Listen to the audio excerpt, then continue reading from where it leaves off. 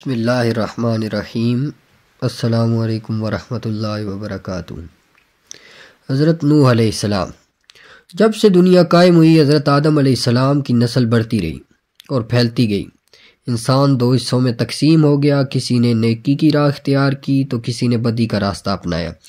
جس نے نیکی کی راہ اختیار کی وہ صراط مستقیم پر رہا، اور جس نے بدی کا راستہ اختیار کیا وہ اللہ کے غضب میں آ گیا۔ صراط مستقیم پر چلنے والوں کی تعداد ہمیشہ کم رہی، گمراہ انسانوں کی تعداد زیادہ ہی رہی۔ ان گمراہ لوگوں کو راہ راست پر لانے کے لیے اللہ کے نبی آتے رہے۔ حضرت آدم علیہ السلام کے زمانے کے ایک بڑے عرصے بعد اللہ رب العزت نے حضرت نوح علیہ السلام کو بھیجا۔ آپ پر 10 صحیفے نازل ہوئے۔ حضرت نوح علیہ السلام کے اللہ کے نبی تھے، آپ کو آدم ثانی بھی کہتے ہیں۔ حضرت نوح علیہ السلام کے زمانے میں بھی گمراہی پھیلی ہوئی تھی، صرف چند لوگ ہی نیک تھے، اکثریت گمراہ لوگوں کی تھی۔ آپ نے اپنی قوم کو راہ راست پر لانے کے لیے تبلیغ شروع کی۔ وہ لوگ ہر قسم کی برائیوں میں مبتلا تھے، مثلا چوری، بے ایمانی، امانت میں خیانت کرنا، جھوٹ بولنا، شرمناک کام کرنا، ماں باپ کی خدمت نہ کرنا، کمزوروں کو حقیر سمجھنا، غریبوں کو دھتکارنا، جھگڑا کرنا، قتل کرنا، دوسرے کا مال چھیننا، یہ سب عام سی باتیں تھیں۔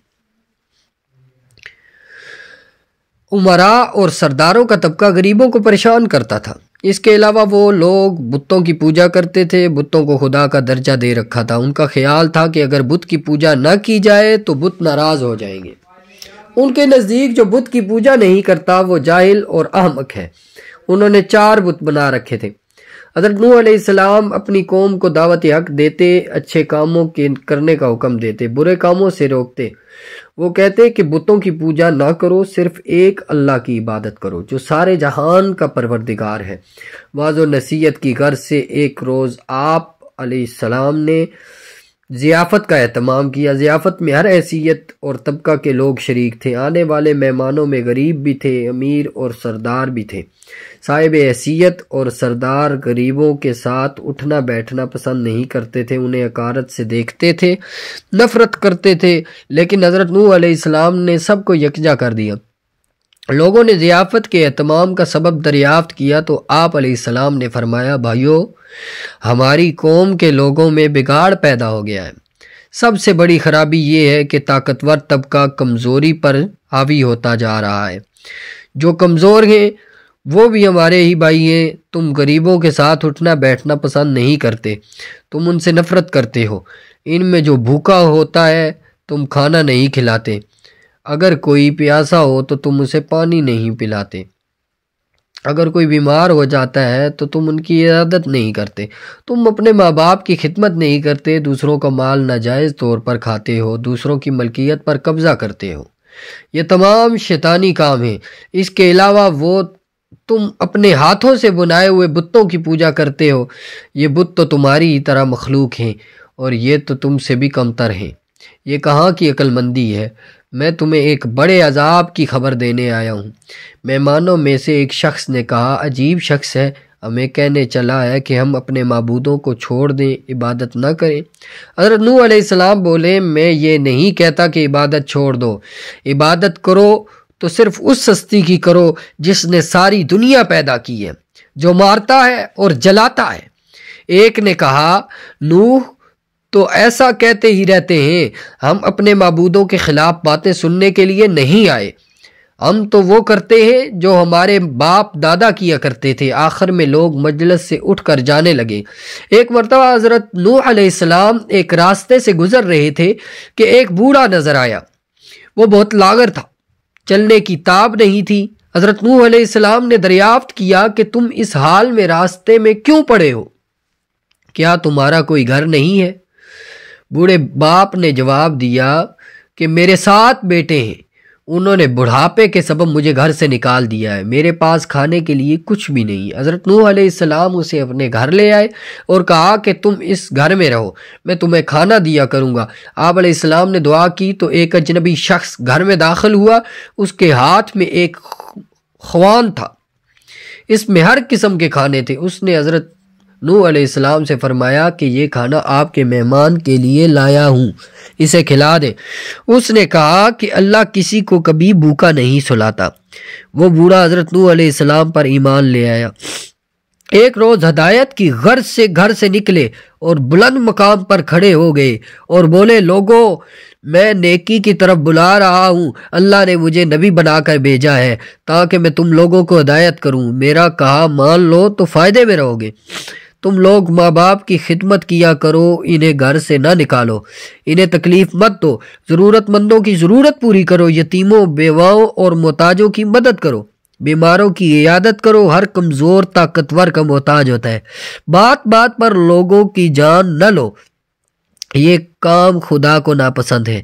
اگر تم سب اللہ کے احکام پر عمل کرو، وہ تمہارے لیے کثرت سے تم پر بارش بھیجے گا، مال اور اولاد میں بھی ترقی دے گا، تمہارے لیے نہریں بہائے گا۔ حضرت نوح علیہ السلام ہر ایک شخص کے پاس جا کر ہدایت کرتے، کبھی کبھی اجتماع سے بھی خطاب کرتے۔ ایک مرتبہ ایسا بھی ہوا کہ حضرت نوح علیہ السلام ایک راستے سے گزر رہے تھے تو کچھ لوگوں نے آپ کا راستہ روک لیا اور مارنے کے درپے ہو گئے۔ کچھ لوگوں نے پتھر بھی برسائے۔ ایک شخص آگے آیا، لوگوں سے کہا کہ تم اسے کیوں مار رہے ہو؟ اس نے تمہارا کیا نقصان کیا ہے؟ تو لوگوں نے کہا کہ یہ ہمارے بتوں کے خلاف باتیں کرتا ہے جبکہ ہم عبادت کرتے ہیں ان کی۔ ایک اور شخص نے کہا کہ یہ کہتا ہے کہ میں نبی ہوں، اللہ نے مجھے نبی بنا کر بھیجا ہے، یہ تو ہم ہی جیسا انسان ہے، یہ کھاتا پیتا ہے، کام کرتا ہے، اس کے پاس دولت بھی نہیں ہے، خدا کو اگر نبی بنانا ہوتا تو کسی سردار اور امیر آدمی کو نبی بناتا۔ حضرت نوح علیہ السلام نے جواب دیا، میرے رسول ہونے کا سب سے بڑا ثبوت یہ ہے کہ میں تمہارے ہی معاشرے کا فرد ہوں، لیکن اس کے باوجود میں تمہاری طرح بے جان بتوں کو نہیں پوجتا۔ دوسرا بڑا ثبوت یہ ہے کہ میں تم لوگوں کو نصیحت کر رہا ہوں لیکن اس کا کوئی معاوضہ تم سے طلب نہیں کرتا، میرا اجر تو اللہ کے ذمے ہے۔ میں تو یہ کہتا ہوں کہ کسی پر ظلم نہ کرو، میں تو تم سب کو نیکی اور بلائی کی طرف بلا رہا ہوں، میں تمہارا خیر خواہ ہوں۔ ان میں سے ایک نے کہا، نوح بادشاہ یا سردار بننا چاہتا ہے تاکہ اس کی عزت ہو۔ حضرت نوح علیہ السلام نے فرمایا، تمہاری عقلوں کو کیا ہو گیا ہے کہ پتھروں کو پوج رہے ہو؟ اے قوم، اللہ کی عبادت کرو، وہی عبادت کے لائق ہے، اللہ کے سوا کوئی معبود نہیں ہے۔ جب تم اللہ پر ایمان لاؤ گے تو تم برائی سے دور رہو گے۔ نہ میں بادشاہ بننا چاہتا ہوں نہ سردار، میں تو صرف نیکی کی طرف بلا رہا ہوں۔ کیا تم نہیں دیکھتے کہ اللہ نے چاند اور سورج پیدا کیے، چلنے کے لیے فرش بنایا اور تمہیں نعمتیں دی؟ حضرت نوح علیہ السلام نے جب یہ باتیں کہیں تو لوگوں نے کانوں میں انگلیاں ٹھونس لی، ایک لفظ بھی سننے کے لیے تیار نہیں ہوئے۔ ایک موقع پر حضرت نوح علیہ السلام نے اپنی قوم سے فرمایا کہ اے نادانو، یہ کیوں نہیں سمجھتے ہو؟ یہ دنیا تو ایک آزمائش کی جگہ ہے، تمہارے سامنے اچھائی اور برائی دونوں ہے۔ اے قوم، میں تم کو آنے والے دن سے ڈراتا ہوں، اس دن کوئی کسی کے کام نہیں آئے گا۔ دیکھو، جو غریب ہیں مجھ پر ایمان لائے ہیں لیکن تمہیں دولت کا غرور ہے۔ اے قوم، غریبوں کے ساتھ حسن سلوک سے پیش آؤ، ننگوں اور بھوکوں کا خیال رکھو۔ ان میں سے ایک سردار نے غرور اور تکبر سے کہا، فرض کرو کہ ہم تمہاری بات مان لیتے ہیں، کیا تم پر ایمان لا کر غریب اور 2 ٹکے کے لوگوں کے ساتھ مل جائے جو تمہارے ساتھ ایمان لائے ہیں؟ ایسا نہیں ہو سکتا۔ وہ آپ کو ذلیل کرنے کی کوشش کرتے اور آپ علیہ السلام کا مذاق اڑاتے اور آوازیں کستے، منہ پھیر لیتے، گالیاں دیتے، مارنے کی کوشش کرتے، بلکہ ایک روز مارا پیٹا بھی تھا، لیکن آپ علیہ السلام نے صبر کا دامن ہاتھ سے نہ چھوڑا بلکہ اپنا کام جاری رکھا۔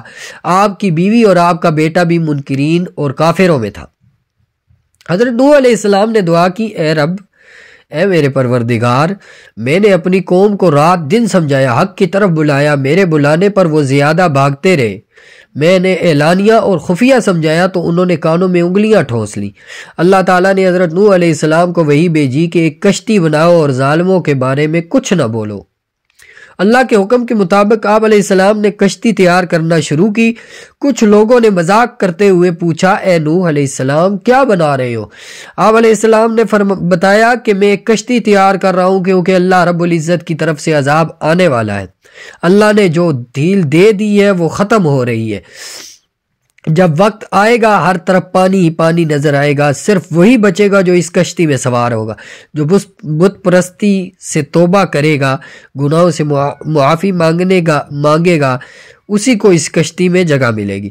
لوگ بولے اے نوح یہ زمین تو خشک ہے، ایسے آثار بھی نظر نہیں آتے کہ اتنا پانی ہو جائے کہ کشتی تیرنے لگے۔ نوح کا تو دماغ ہی چل بسا ہے، لوگ یہ کہنے لگے۔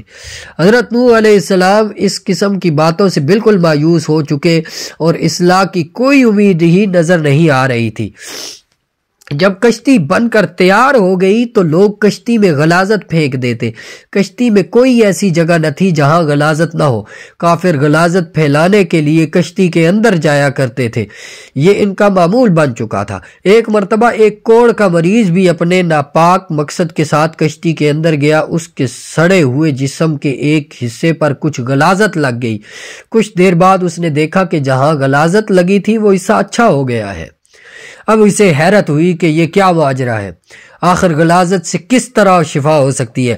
پھر وہ کشتی کے اندر داخل ہوا اور غلاظت پوری طرح سارے جسم پر مل لی تو دیکھا کہ وہ بالکل تندرست ہو گیا۔ یہ بات کوڑ کے مریضوں کے اندر پھیل گئی تو سب نے کشتی کے اندر داخل ہو کر غلاظت ملنا شروع کر دیا۔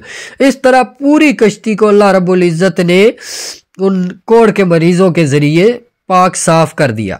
حضرت نوح علیہ السلام نے اللہ سے دعا کی، اے رب لوگوں نے میرا کہنا نہیں مانا، ایسے شخصوں کی پیروی کی جن کے مال اور اولاد نے ان کو زیادہ ہی نقصان پہنچایا۔ ان کافروں میں سے زمین پر ایک باشندہ بھی مت چھوڑ، اگر آپ ان کو روئے زمین پر رہنے دیں گے ان کی اولاد بھی کافر ہوگی۔ تو حضرت نوح علیہ السلام کی دعا قبول ہوئی، اللہ کا عذاب آ چلا، گھر کے تنور سے پانی ابل پڑا، پانی کا ریلا تیزی سے بہنے لگا۔ جس جگہ سے پانی ابل پڑا وہ جگہ کوفہ کی ایک مسجد تھی جس کا نام مسجد انبیاء ہے۔ دوسری طرف آسمان پر خوفناک سیاہ بادل چھانے لگے۔ حضرت نوح علیہ السلام نے دیکھا کہ زمین سے چشمے پھوٹ رہے ہیں۔ حضرت نوح علیہ السلام نے کہا کہ یہ عذاب کی علامت ہے۔ کافر کہنے لگے کہ طوفان تو آتے ہی رہتے ہیں، بارشیں ہوتی رہتی ہیں، یہ تو کوئی نئی بات نہیں ہے، کچھ دیر بعد موسم بدل جائے گا۔ دیکھتے ہی دیکھتے ہوا کا تیز جھونکا آیا جس سے ہر چیز ہل گئی، پھر پانی برسنا شروع ہوا۔ بارش میں اتنی شدت تھی جیسے کہ آسمان نے اپنے تمام دروازے کھول دیے ہوں۔ حضرت نوح علیہ السلام نے ایمان والوں سے کہا کہ کشتی میں سوار ہو جاؤ۔ اللہ نے فرمایا کہ ہر قسم کے جانوروں کا جوڑا بھی کشتی میں سوار کرا لو۔ حضرت نوح علیہ السلام نے اللہ کے حکم کی تعمیل کی، ہر جانور کا جوڑا سوار کرا لیا گیا۔ کشتی میں ایک علیحدہ جگہ پر سب جانوروں کو بند کر دیا گیا۔ طوفان چلنے لگا، بارش سے ندی نالے اور زمین پر پانی بھر گیا، پھر زمین کے ہر حصے میں پانی بہنے لگا۔ اللہ اکبر! اب حضرت نوح علیہ السلام کا جہاز تیرنے لگا، پانی اونچا ہو رہا تھا۔ حضرت نوح علیہ السلام کی نظر جب بیٹے پر پڑی تو آواز لگانے لگے، بیٹا اب اس کشتی میں سوار ہو جاؤ، تمہاری جان بچ جائے گی، اب کافروں کے ساتھ نہ رہو، ان کا ساتھ چھوڑ دو۔ تو بیٹے نے جواب دیا کہ میں پہاڑ کی اونچی چوٹی پر چڑھ جاؤں گا، پانی وہاں تک نہیں پہنچے گا۔ تب حضرت نوح علیہ السلام نے اللہ سے اپنے بیٹے کے بارے میں سفارش کی کہ میرا بیٹا ڈوب رہا ہے تو یہ تو میرے ہی خاندان کا ہے، تیرا وعدہ سچا ہے۔ اللہ نے فرمایا کہ وہ تیرے خاندان والوں میں سے نہیں ہے، تیرے گھر والے تو وہ ہیں جو تجھ پر ایمان لائے اور کشتی پر سوار ہیں۔ روایات کے مطابق بارش مسلسل 40 دن تک ہوتی رہی، جو کچھ زمین کے اندر تھا سب ڈوب گیا۔ کافروں کا کام تمام ہوا، جو لوگ حضرت نوح علیہ السلام پر ایمان لائے تھے وہ کشتی میں سوار ہو کر بچ گئے۔ کشتی کوہ جودی پر جا کر ٹھہری جسے ارارات بھی کہتے ہیں، کشتی میں سب لوگ سوار تھے۔ اسی دوران حضرت نوح علیہ السلام کو ایک فاختہ نظر آئی، اس کی چونچ میں زیتون کے درخت کا پتا تھا، یہ امن و سکون کی علامت تھی، یعنی پانی اتر چکا تھا۔ کوہ جودی یا ارارات مشرقی ترکی میں ہے، یہ 16,900 فٹ بلند ہے جو برف سے ڈھکی رہتی ہے، روس کی سرحد میں بھی یہ جا کر ملتی ہے۔ اس پہاڑ کو ناقابل تسخیر خیال کیا جاتا تھا، لیکن 1929 میں جرمن ماہر طبیعیات جون جیکب نے دو ناکام کوششوں کے بعد اسے سر کر لیا۔ تو ایک ماہر نے یہ بھی دعویٰ کیا ہے کہ اس نے شہر ار کی سب سے نچلی سطح میں طوفان نوح کے آثار پائے جاتے ہیں۔ عیسائیوں اور یہودیوں کی الہامی کتب میں ارارات کا ذکر طوفان نوح کے حوالے سے آیا ہے۔ بائبل میں لکھا ہے کہ 7ویں مہینے کے 17ویں دن کشتی نوح ارارات نامی پہاڑ پر آ لگی۔ تو یہ تھا حضرت نوح علیہ السلام کے بارے میں کہ کس طرح آپ نے لوگوں کو دین کی تبلیغ کی، لیکن لوگوں نے اس سے انکار کیا اور اللہ کا عذاب آیا۔ اللہ رب العزت سے دعا ہے کہ ہمیں اعمال صالحہ کرنے کی توفیق عطا فرمائے۔ وآخر دعوانا ان الحمد للہ رب العالمین۔